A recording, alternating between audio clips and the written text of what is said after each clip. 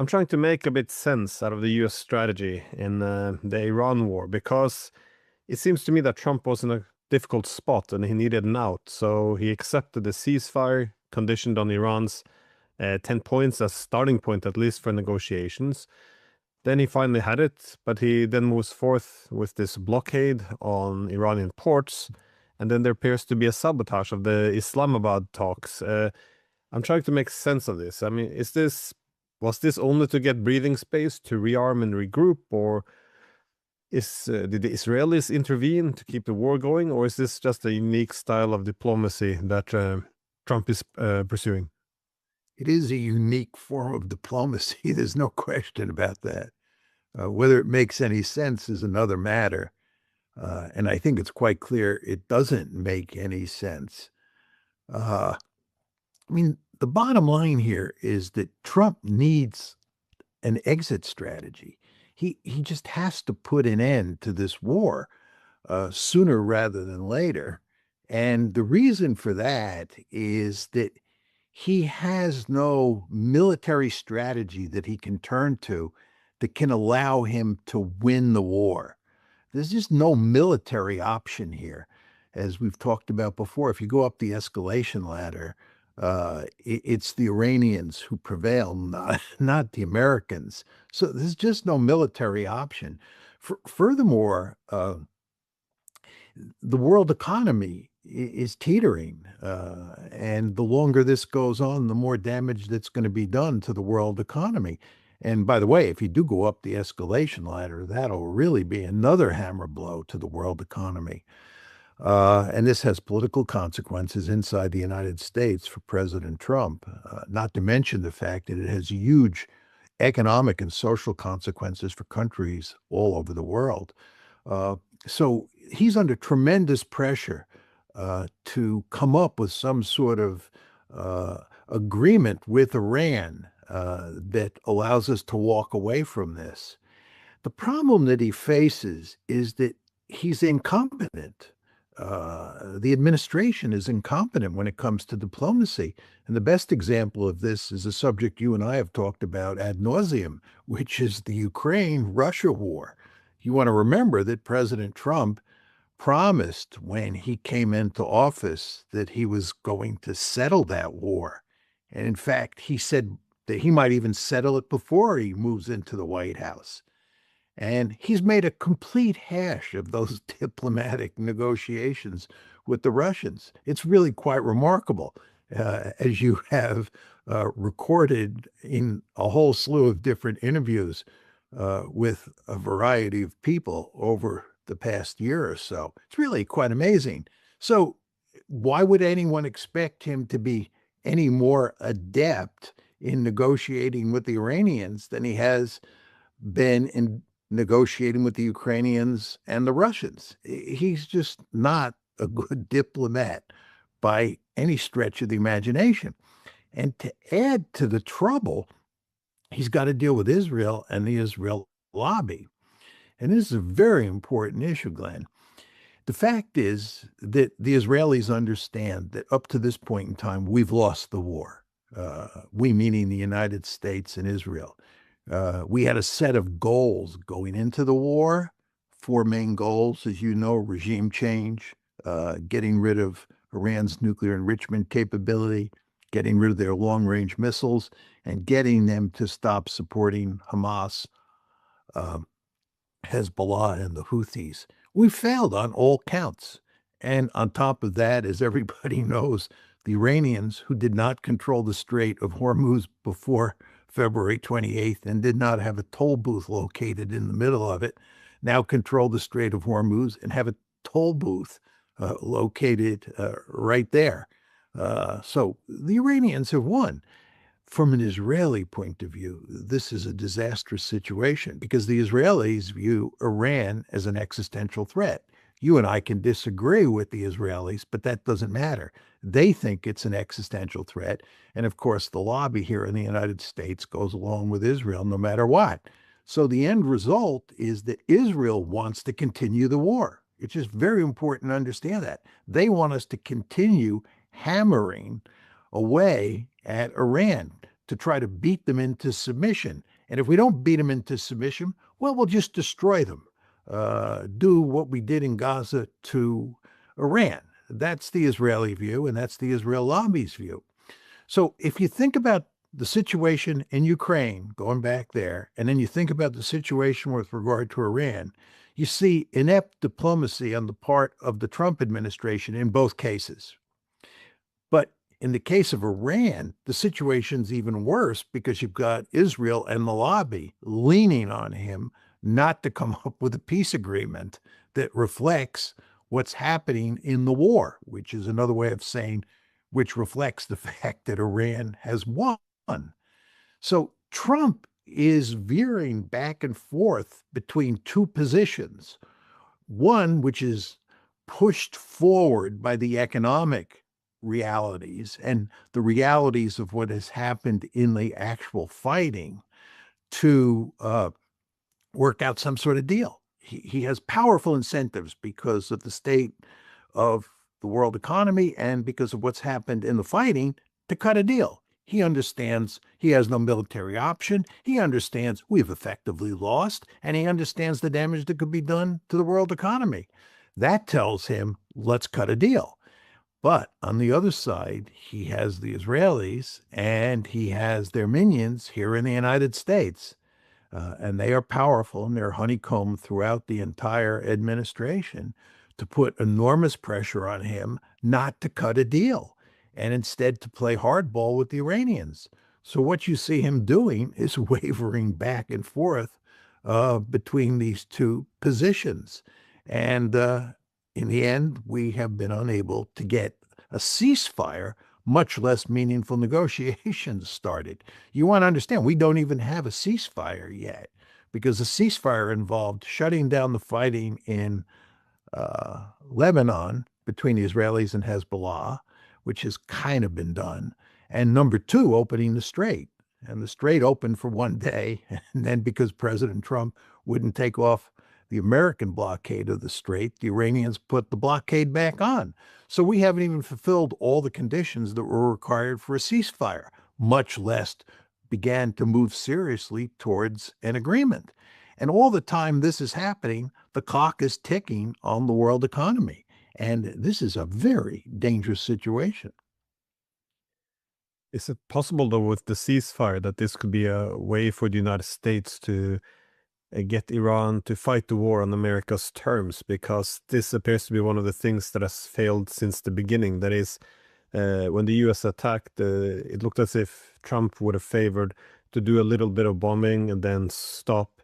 And the Iranians essentially didn't want to give him this kind of escalation control. And they made it clear that any attack would get a massive response. So, so shutting down the Strait of Hormuz, attacking the Gulf allies, essentially denying the US this kind of escalation control. Now, in the ceasefire, seems to follow the same logic. Yes, initially, the US appeared to agree to this 10-point plan, at least as a point of departure to start discussions. But then it seems to be this incrementalism. Well, the US should be allowed to put a blockade on Iran. Israel should be allowed to bomb a little bit in Lebanon. US should be able to seize or fire on some Iranian ships, and to keep it, I guess, low intensity. I mean, is it possible that it's just to get the war under control, or is it the ceasefire gone wrong? Because I think Iran will probably interpret this as a wider effort. Well, whatever minor escalation there's now, the overarching objective would be the effort to destroy their nation or wipe out their civilization, to use Trump's language. So, do you think this has anything to do with how the war is fought, or just to bring it down, the intensity of it, and limit the targets that Iran are targeting?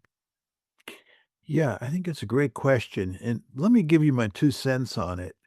Uh, I think that what Trump wants to do here is he wants to use military leverage to get the Iranians to agree to a ceasefire and then to come to the negotiating table.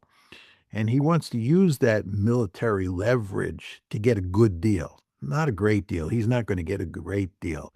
He wants, I think, to get something that's better than the JCPOA, when it comes to the nuclear enrichment issue. But he needs, he thinks, military leverage to do that. So let's talk about military leverage.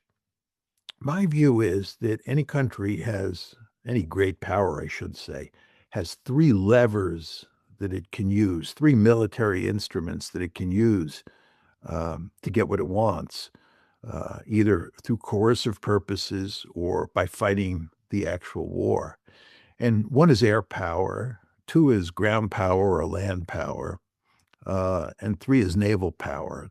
Those are the sort of three instruments that a state has. And we started the war on February 28th and waged it before the ceasefire, largely with air power. We struck Iran from the air, and we struck them with naval aircraft, but we didn't have a blockade on at that point in time. It was all about air power. And that air power campaign, Glenn, failed. And that's why you moved to a ceasefire. And that's why we can say today that up to this point, Iran has won the war. The air power campaign failed. And by the way, everybody knew, or let me put it differently, everybody should have known beforehand that air power alone was not going to defeat Iran. The historical record is clear here. So that's air power. Then there's ground power. And here we're talking about using ground forces for invading, for the purpose of invading Iran. This is not a serious option. First of all, we don't have many combat troops at all in the region. There's talk about 50,000 American troops in the region. Only a small slice of them are combat troops. And the idea that even if all of them were combat troops, you could invade Iran and do something to end this war is not a serious argument. We don't have the combat forces there to launch a ground invasion. Furthermore, President Trump is allergic to boots on the ground. Furthermore, the American people are not willing to tolerate the kind of pain that would be required if you're going to launch a full-scale invasion of Iran. Just think about how deeply concerned we were about the life of that pilot who was shot down, right? The idea that he might be killed was a horrible thought. Our tolerance for pain over the Iran war is not very high. The idea that you're going to launch a massive ground offensive into Iran, suffer lots of casualties, have soldiers coming back in body bags, that's just not possible. It's just not going to happen. And it seems to me that President Trump, although he occasionally hints at maybe a tiny ground force incursion, the ground force option is just not a serious option. So what I'm telling you is up to now, the air power option was tried and failed. We have no serious ground power option or land force option. And unsurprisingly, what have we turned to? We've turned to the naval option, and we have a blockade on the strait. And furthermore, we're running around the world hunting down ships carrying Iranian oil way out in East Asia or Southwest Asia. And the question you have to ask yourself is whether or not you think this blockade is going to bring the Iranians to their knees. And I would say to you, first of all, Glenn, if the blockade is such a war-winning weapon or is an effective war-winning weapon, why didn't we turn to it earlier? Why are we only turning to it now? And the answer is it's not a war-winning weapon. First of all, I don't think the U.S. Navy can sustain a blockade for a long period of time. We have a limited number of ships. The wear and tear on our ships is enormous. I think a lot of ships, based on what I read, are getting through the blockade. We run the risk at some point that the Chinese will escort ships into the Strait of Hormuz, which will put us in a very difficult position because then we'll have to face the fact that we might have to attack Chinese ships if we want to prevent those Iranian cargo ships or oil tankers from going into the Gulf. I mean, there's all sorts of trouble that one can imagine with this blockade. And I think very importantly, what you saw today is that the Iranians have captured two ships in the Persian Gulf. They've seized two ships in retaliation for the two ships that we have seized. So they're playing tit for tat. Moreover, the Iranians have made it manifestly clear that if you want to come back to the bargaining table, you have to put an end to the blockade. So at some point, Trump is going to have to end the blockade just to go back to the bargaining table. He can't dilly-dally forever and ever. We have to get negotiations going here. And that means he's going to have to take the blockade off at some point. But my previous point is the blockade's not going to be that effective. Is it going to inflict some pain on the Iranians? Yeah. But the Iranians have demonstrated that they have a high tolerance for pain, a much higher tolerance for pain than we do. So the naval option is not a war-winning option. We have no war-winning option. Uh, President Trump talks about sort of going back to air power. And a lot of people say, we're going to go in and bomb this and bomb that.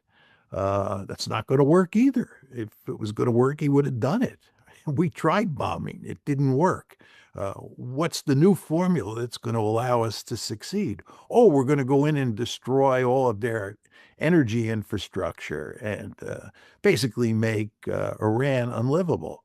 That's not going to work. Everybody knows that because the Iranians can retaliate. So we're out of options. And what he has to do here is he has to get a ceasefire in place ASAP, and then they have to start negotiating. And he has to come up with a clever set of proposals that he can work on with the Iranians so that we can work out some sort of deal and shut this down as much as possible and rescue the international economy before it goes off a cliff. Well, this tit for tat, so this has been one of the interesting ways this war has developed. That is, whatever the US does, it appears that the Iranians can mirror it and go up that escalation ladder with the Americans. But that's why I'm wondering if this is what the US will do. What do you expect on the Iranian side? Because there doesn't seem to be a diplomatic path here. At least it seems to be too far apart at the moment. The US, again, it might do this heavy air campaign, and then complemented with the sea blockade. Some people like Keith Kellogg are, arguing for a land campaign as well, that is to seize islands and these kind of things. But what do you see Iran possibly doing? I know the IRGC has suggested that they could do things like cut undersea internet cables, or they could shut down the Red Sea. Indeed, Yemen has more or less, has said that they're prepared to enter the war now. But what is the secret weapon you think of Iran? If the U.S., let's say U.S. pursues this strategy of just bombing Iran, inflicting as much pain as possible, and then, either in perpetuity or just until they decide to leave. What do you expect to see from the Iranians? Well, if you're describing a situation where the United States goes back to a massive bombing campaign where they're attacking energy infrastructure, bridges, and doing enormous amounts of damage inside Iran, including killing many, many thousands of civilians. I think what Iran will do is that it will shut down the Persian Gulf completely. It will shut down the Red Sea, and it will attack energy infrastructure and desalination plants all across the Gulf. It will do everything it can to wreck the Gulf. It's what I call the Goddardammerung response. We're going to bring everybody down with us, right? The idea that you're just going to inflict punishment on Iran and get away with it, and everybody else is going to be able to stand idly by while our country is destroyed, is not in the cards. uh, we are going to take others down with us. We will take every state in the Gulf down with us, and we will wreck the world economy. And we will do that by shutting down the Red Sea and the Persian Gulf. And this will have disastrous consequences over the long term. And surely everybody understands that. That would be the threat that I would make if I were playing their hand. And I believe it is a very formidable threat. And I believe the people in the Trump administration and people all around the world understand this is what is likely to happen if the United States turns the dogs loose and really goes after Iran's infrastructure and its population in a major way. And that's why I think it's not going to happen. This is why I say if you go up the escalation ladder, the Iranians hold all the cards. You can do enormous damage to Iran, but the fact is they can do even greater damage to the world economy and to states in the region. But I was wondering though, sometimes you get some commentary that that well, yes, that this could melt down the global economy. But do you think there's anyone that there would be some in the administration who would think, so what? Because the U.S. is independent on the Strait of Hormuz. The U.S. doesn't have to be reliant on energy from the Middle East.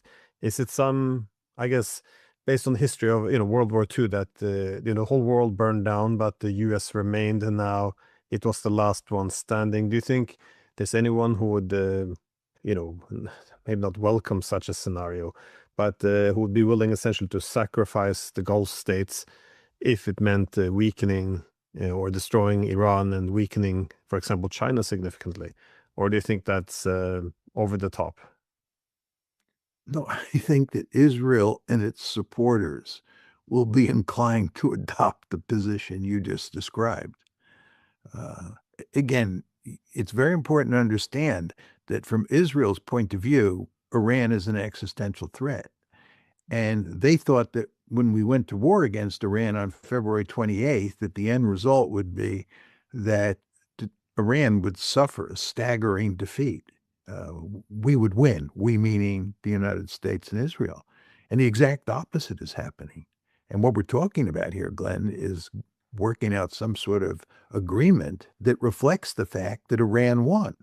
We may get certain concessions from the Iranians, but they won the war and they'll do very well in these negotiations. That's just the way it works. The winners on the battlefield are the winners at the negotiating table. Common sense tells you that. But the Israelis definitely don't want that. Uh, so they're going to push very hard for us to start the war up again. And the Israelis and their supporters in the United States will be inclined, not all will buy this argument, but they'll be inclined to make the argument that we can withstand the response that Iran comes up with after we turn the dogs loose. And I think that at that point, I think President Trump will side with common sense, and he will go to great lengths to tell the Israelis that they just have to accept the fact that we lost and that we're going to work out a deal with Iran. Because President Trump has a deep-seated interest in avoiding an economic catastrophe. I mean, there are all sorts of people who are uh, students of international economics who say that, if this one spins out of control militarily and economically, that you could end up in a situation analogous to what you had in the 1930s. You could have a Great Depression. And there's some people who argue, and these are not foolish people, these are smart people who argue you could have a economic depression worse than you had in the 1930s. Is that for sure? Of course not, because we don't know exactly where this train is headed. We live in an uncertain world, and how it all plays out is very hard to say. But it just seems pretty commonsensical that if you shut down the Gulf completely, you shut down the Red Sea, and you wreck all of those GCC countries, that the economic consequences worldwide are just enormous. It's not only gas and oil, it's the fertilizers that come out of the region, out of the Middle East, out of the Gulf, out of the Red Sea. It's the aluminum, it's the helium. Um, it's just hard to imagine us doing anything to create a situation like that. And it would just seem to me that we will go to great lengths to avoid that. But again, I think there'll be pressure from Israel and from its supporters in the United States uh, to really go after Iran and to not reach any agreement that gives them concessions, major concessions.